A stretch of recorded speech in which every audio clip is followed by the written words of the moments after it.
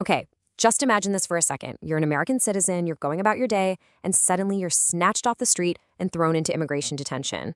I mean, it sounds like something that just couldn't happen, right? But according to some really powerful testimony from a recent congressional hearing, it is happening. So today, we're going to break down how and why U.S. Immigration and Customs Enforcement, yep, ICE, is allegedly detaining its own citizens. And that really gets to the heart of it, doesn't it? Can a U.S. citizen actually be detained by immigration enforcement? I mean, it's a question that really cuts to the core of what being a citizen even means. And if the testimony we're about to go through is any indication, the answer is a deeply, deeply troubling yes. Just listen to how Senator Warren put it at the hearing. She said people are being, quote, snatched off the streets. They just disappear into a maze of detention centers. Wow.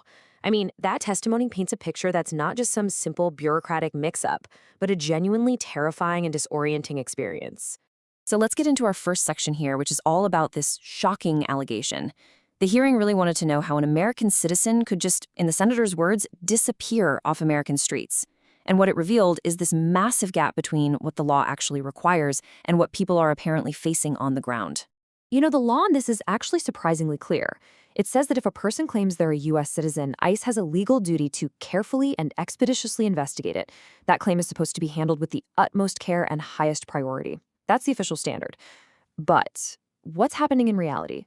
Well, the hearing really highlighted that gap through the testimony of a man named Mr. Revs. And what makes his story so striking is that he's not just anyone. He's a U.S. Army veteran, and he was detained right at his job site. Mr. Revs testified that he told the agents right away, hey, I'm a citizen, I can prove it. But in his own words, he said, they never cared to even make sure I was a citizen. That just flies in the face of the legal requirement for a careful and expeditious investigation, doesn't it? And, you know, it gets even deeper than that. The hearing revealed that this wasn't just about breaking federal law. It was also about ICE allegedly violating its own internal policies, the very rules that are supposed to stop these kinds of situations from ever happening in the first place. So a really crucial part of this is just basic communication. ICE policy is super clear. A person who's detained must be allowed a phone call, usually within 8 waking hours, and absolutely no exceptions within 24.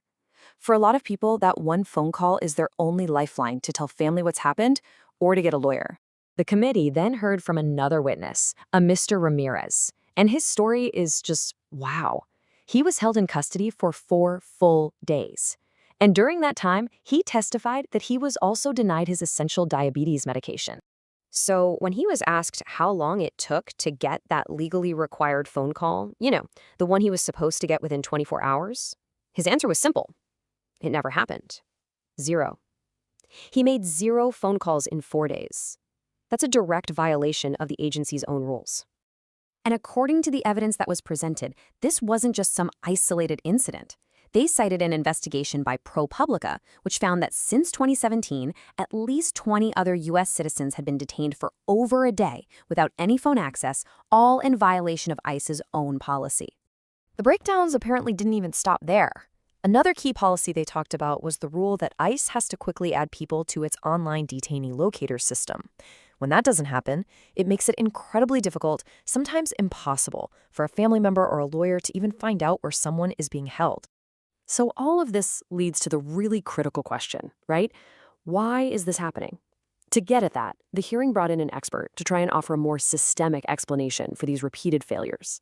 According to this immigration policy expert, Mr. Reichland Melnick, the root cause is a system that's just completely overwhelmed by what he called politically motivated arrest targets. Basically, he argued that the pressure to arrest people is just so high that the agency's own processes can't keep up, and that causes crucial procedures and people to fall right through the cracks.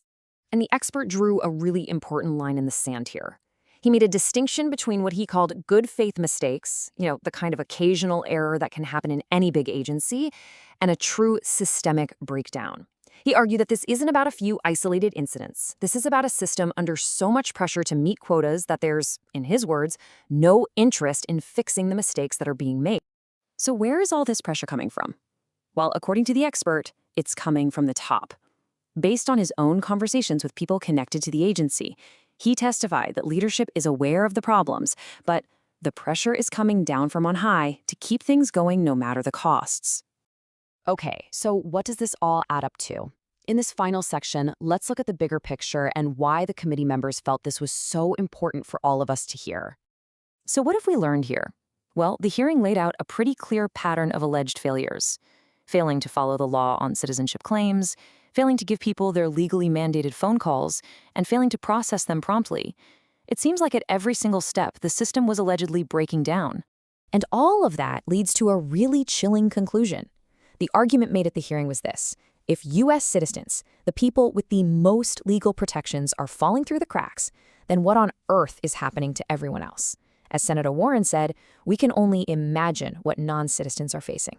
And so this hearing leaves us all with a really fundamental question, one that goes way beyond just a single policy or agency. What happens when the very systems that are designed to protect our rights are the ones that end up breaking them? And that was really the core issue this hearing was trying to get to the bottom of. Thanks so much for tuning in.